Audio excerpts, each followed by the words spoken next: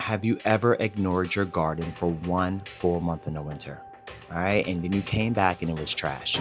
I don't know why I waited so long in New York during a winter advisory alert when it's a state of emergency to drive up to my cabin. In this video, I am going to explain to you what happened to me, why it happened to me, and what I can do in the future to prevent this. Spring is right around the corner, and I do not need anything in my way before getting back into my garden. All right, so stick around. See you in the dirt. Hey, thank you for stopping through. My name is Stefan, and this is Root and Roam Life. On this channel, I like to talk about low maintenance gardening, right? I want to enjoy my life. I am not trying to be labor intensive in the garden, but I do have to test tools and conifers and perennials across my 3 properties. So I wanted to bring this to you, right? Because I'm all about saving money and about learning from some of the lessons. So let's just jump right into this. Nobody ever really wants to give up their weekends, right? To be in the garden like that if you have a busy lifestyle. Maybe you have a demanding career, family, pets, or whatever the case may be. And that's exactly what happened to me. I had held off from going upstate because I currently reside full-time in Brooklyn, New York. And what I got to do most of the time is head upstate to the Catskills to either, 1, make sure that the garden's okay, 2, I like to check on the house during the cold seasons. Whatever the case may be, I can't be in 3 places at one time. So that's exactly what happened to me this particular winter. I decided that, you know what, I'm gonna chill. I am not going to go upstate. I have been really exhausted with work. A lot of things personally have been going on where I had to go back to Delaware and deal with things or maybe stay in Brooklyn. So whatever the case may be, I decided not to go, right? Upstate. That was a really big mistake because what happened was there was a winter advisory state of emergency alert that was coming through. And we decided, you know what? Let's maybe hold off. Let's go up, not when we said we were going to go up, but the drive from Brooklyn to upstate New York in the Catskills for us is about 2 hours. It's a really beautiful retreat. It's right near the Delaware River. In the summer, it's popping with campers and water activities, but in the winter, things are dormant. Things are frozen. And it's something where you just can't leave your property or your garden unattended. There is so much at stake here. So let's decide on what are we going to do. Let's drive up to the cabin. Luke, myself, Pickle, we packed up everything. We left the apartment. We drove up to the Catskills. We were super excited.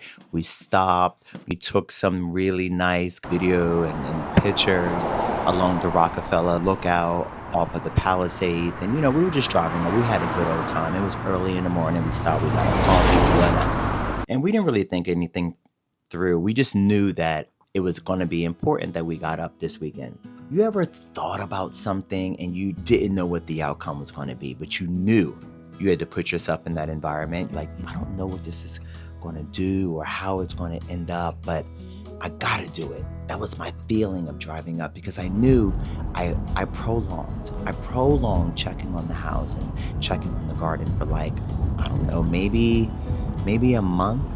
I know I went there around Christmas and then because I was having issues with the deer. I think you guys watched that. So I had to put covers on it. But I told myself, leave everything up to code or what they say. The temperature is going to be freezing. Make sure your pipes are 55 degrees.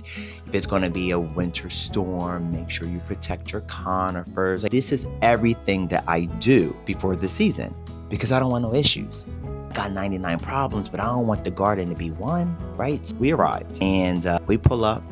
I'm okay, all right. I'm liking the way everything is looking. We just had all of maybe 24 inches of snow upstate New York, zone 6A. So I was concerned that maybe one of the conifer winter protection bags came off, or maybe a deer, did some more buck rub damage, or maybe the harsh winds tipped over one of my conifers. That is what I was thinking. That was the reason on, going up with a hurry. before March. March is right around the corner. So I'm like, let me just go up because I knew I was going to be really busy in March with work. So we get to the house and sure enough, we pull in. We couldn't even pull in because it was so much snow. So luckily our neighbor across the street has his driveway all plowed, new construction, all of that. So I'm like, boom, I'm going to just park right up in there. We're going to walk across. We're going to stomp our way through. Pickle's behaving. We open the front door and the bottom level of the house, yeah, you know where I'm going with this. 1 inch, about a half of inch of water. I threw everything down. I was freaking out. I've never had any type of pipe burst or anything like that. I just went into like survival mode. I'm like, Luke went upstairs. He grabbed towels. I got the wet vac. We're just making sure that the hardwood floors that we laid down, DIY style, we did put a water vapor underneath. That was my concern. Is that how long has this been going on? Because we haven't been to the house in about a month and a half. The floors are soaked. The jute rug that we got, thank God that was there because I felt like that was a sponge that soaked up most of the water. Throw that outside, use the wet vac, get up the water, move all of the furniture out of the way. We didn't know where the water was coming from. I didn't know if it was something from the roof. So we had to call our plumber. We identified the issue. Come to find out there was some type of puncture in our copper pipes. This house was built in the 70s. We do have propane heating, baseboard, so pressured water is going through the house. And there was a leak. How long has this leak been going on? I don't know. Jeremy, thank God for him. He was able to quickly identify the issue, cut back any of the piping, clean it up. We put dehumidifiers on. We got all the water up and we're allowing the house to dry. That's where we are. So the house right now is circulating air through fans, dehumidifiers, and we basically had to get out of there to get back to New York and Brooklyn before the state of emergency because we're about to be impacted with another 10, 12 inches of snow. The stakes are high this 2026 planting season. And where I'm going with this is that I learned something very important. One is to trust your gut.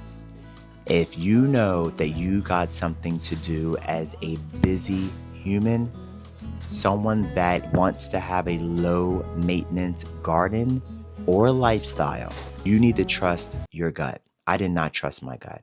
I knew that I should have checked on that house, looked at my calendar, and decided a better time way before this winter emergency, state of emergency, winter alert came through. Because what? I could have prevented a very expensive repair. Number 2, I'm going to be wasting a lot of energy getting my home back together when my energy should be in my garden this upcoming season. Do you feel where I'm going with this? So because I decided not to trust my gut, I had to come out of my pocket. Now I got to give up my time and my energy. Maybe put up some drywall or maybe hire some labor. That's exhausting.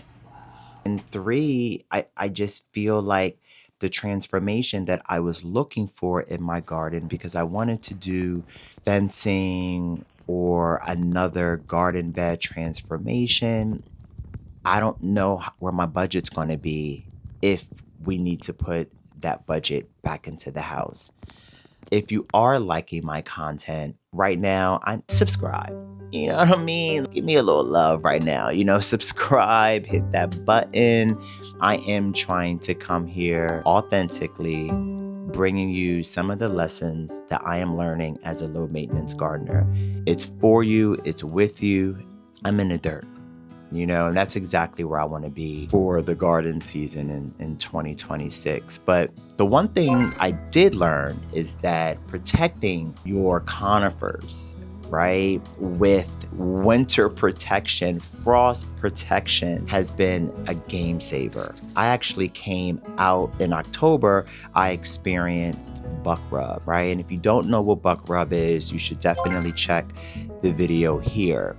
But the buck rub was another thing that cost me money. But for the winter, this winter, I protected all of my conifers with a frost protection bag, which when I drove up this weekend, all of my conifers were in place. Nothing was damaged. I hope that there's not going to be any winter burn, but I definitely will be taking off those winter bags. It's on my calendar for, I think, the end of March, beginning of April is when I'll be taking off the frost bags. Anyway, check out that video here because they definitely work and I think you would need them if you're in an environment with a lot of winter, harsh winds and cold season. What I want to leave you, the homeowner, is the advice of thinking about what you got to do the next season and hopefully preventing any unnecessary issues, cost, or wasted energy by just thinking things through before you move forward, right? So if you're going on vacation, this upcoming season, just make sure that you turn off all your sprinklers. If you're going on vacation this spring, maybe make sure you close all of your screens. If you're going on vacation this spring, make sure that you close your door. I don't know. Again, nature is out here. It's something that we have to work with. But we also have to be in our garden this year. So until the next video, root deep, roam free, and stay grounded. See you in the dirt. Peace.